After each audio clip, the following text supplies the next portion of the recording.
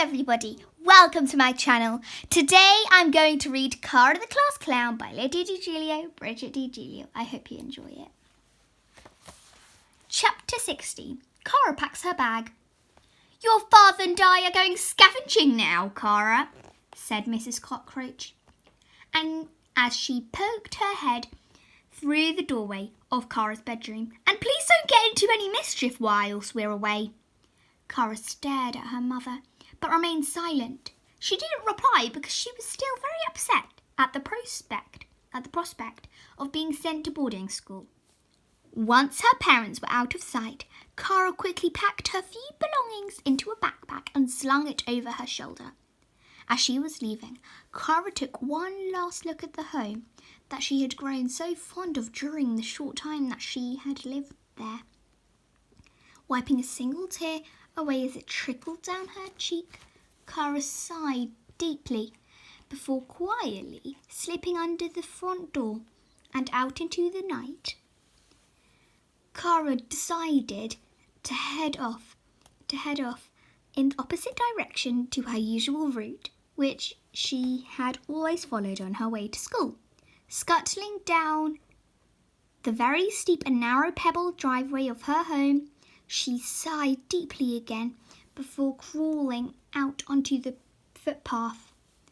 Her little feet were already sore from treading on the small, sharp stones that were embedded in the driveway. But she chose to ignore the pain as the pain in her heart was greater than the pain in her feet.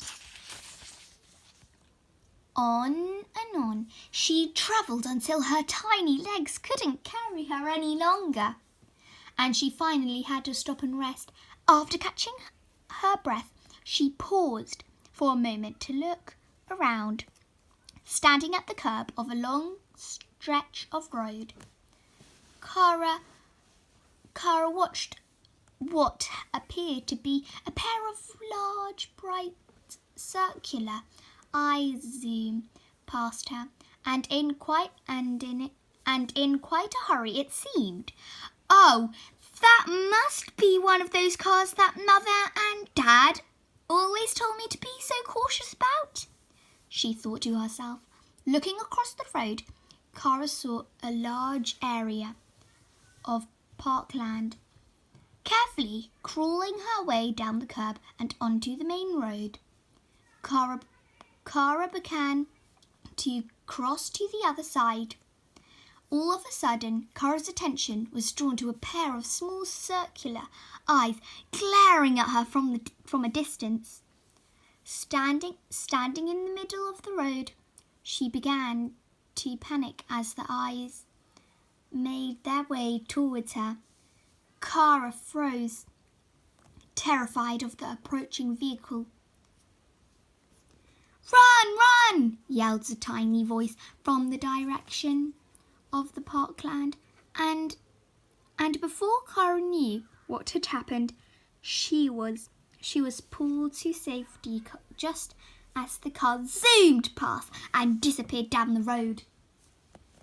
"That was close," said the tiny voice with a sigh. "Haven't you been told that you should only cross the road if you can see no oncoming traffic?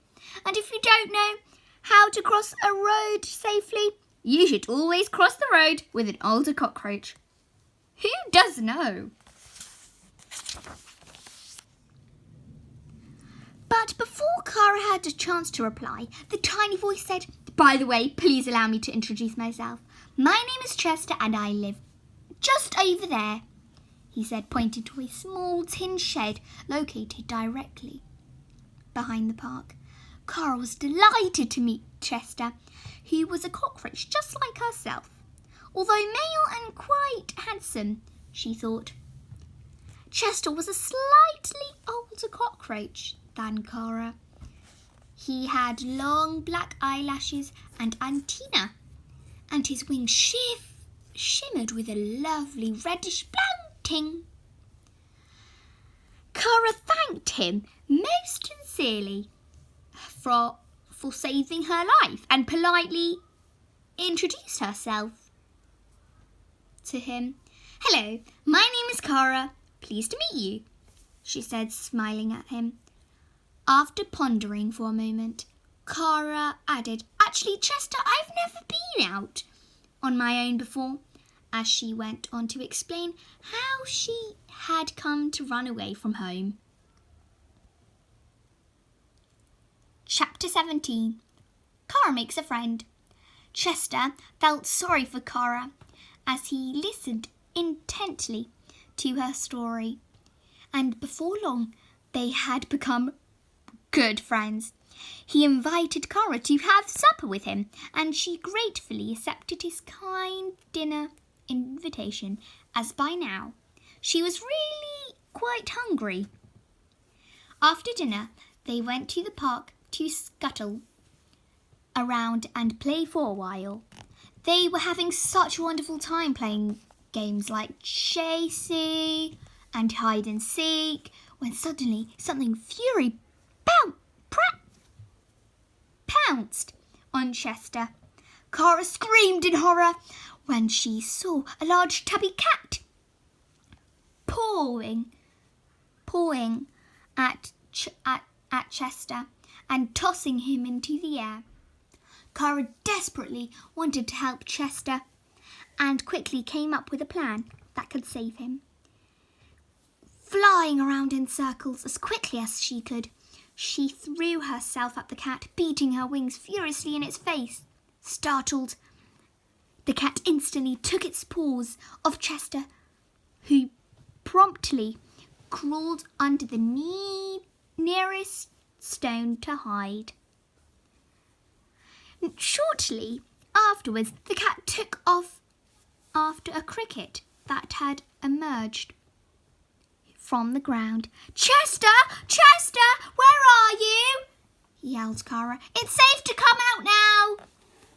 But as Chester did not answer, she went to search for him.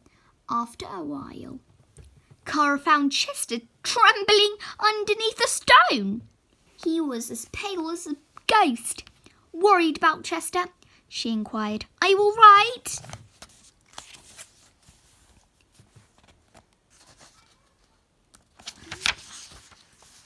"Yes, I'm fine, thank you. Thanks to you," replied Chester.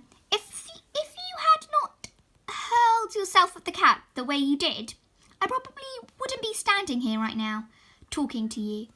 "It was my pleasure," replied Quorra, smiling at him. "After all, I was only returning the favour." Suddenly, Quorra felt more content than ever before. Only now was she beginning to discover the benefits of true friendship. Quorra beamed at her new friend, Chester, her first friend ever.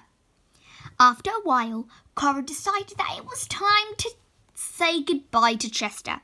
As she merrily continued along the dimly lit road and footpath ahead, she turned back, but only for a moment, to give a final wave to Chester, not knowing what great adventures lay ahead. Having travelled through much of the night, Quorra was already showing signs of extreme exhaustion as her eyelids grew heavy and her antennae began to droop along the ground. By now she was crawling along at a very slow rate.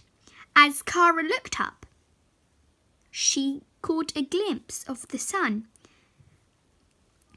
rising above the horizon and watched in wonder as so many brilliant colours filled the sky. She marvelled at the soft shades of pinkish, red and orange-yellow streaks, which seemed to blend into an endless vast blue background until the colours gradually disappeared and it was morning. Quorra decided that it was time for her to look for a safe place to rest. Crawling up along and narrow gravel driveway, She made her way towards a small white shed where she hid underneath a pile of wood. It wasn't long before Cara dozed off from pure exhaustion. She dreamt about being reunited with her parents and attending her old school again, before being rudely awoken and fearing for her life. Chapter 18. Albert's New Pet. Albert, please don't forget to buy some milk, Mrs. Benton called out to her son just before he raced outside. No, I won't forget, Mother, replied Albert. Don't worry, I'm going now. And quickly opening the door of their backyard shed, he eagerly raced towards his bicycle, which was leaning against a pile of wood that lay untidily stacked in the far corner. But just as Albert took hold of the handle bars of his bike, the pile of wood suddenly collapsed, and before Cara knew what had happened, a dark shadow was cast over her as she was snatched up in the palm of a hand. What were you doing in there, little cockroach? Asked Albert as she wriggled around in his palm, trying to free herself from his firm grip. You're going to be my new pet, he said, smiling at her as Albert quickly raced back into his house. In the kitchen, Albert found an empty glass jar with a lid attached to it. Struggling to unscrew the lid with only one hand, he clumsily managed to do so at last and dropped Cara into the jar. He carefully punched some holes into the lid with a pair of scissors, enabling her to get some air, and then tightly screwed the lid back on. What have you got there, son? Asked Mr. Benton as he paused for a moment from washing the dishes. It's a cockroach, Dad. I found it in the shed, hiding underneath the pile of wood. It's going to be my new pet. I can't wait to show Mother, said Albert as he went to look for her. Upon entering the lounge room, Albert found her curled up on the sofa reading a book. Mother, look what I've caught!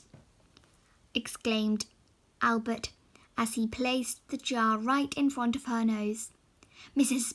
Benton sat back in horror at the sight of Cara and screamed, Take that cockroach out of him, Albert, right now! I really mean it. I will not have cockroaches in this house.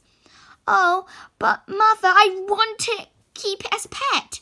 Can't I keep it in my room? Please, Mother, please, he begged. It won't be able to escape, I promise. Mrs. Benton pondered for a moment before replying, I don't know, Albert. You know how much I dislike cockroaches.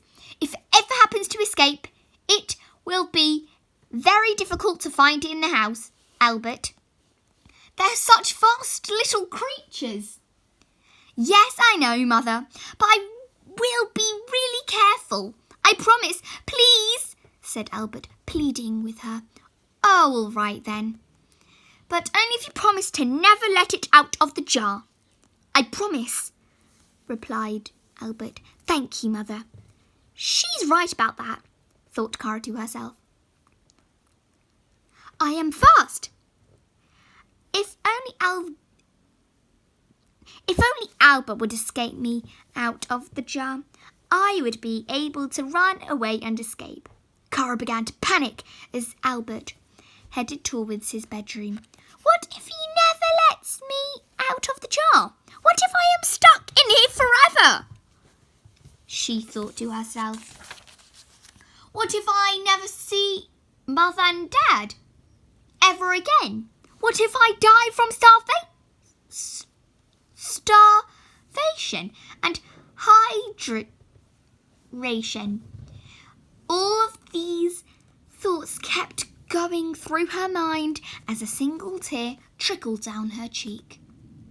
No, I have to be brave and stop panicking about this, thought Cara. I need to focus all my attention on escaping from this jar.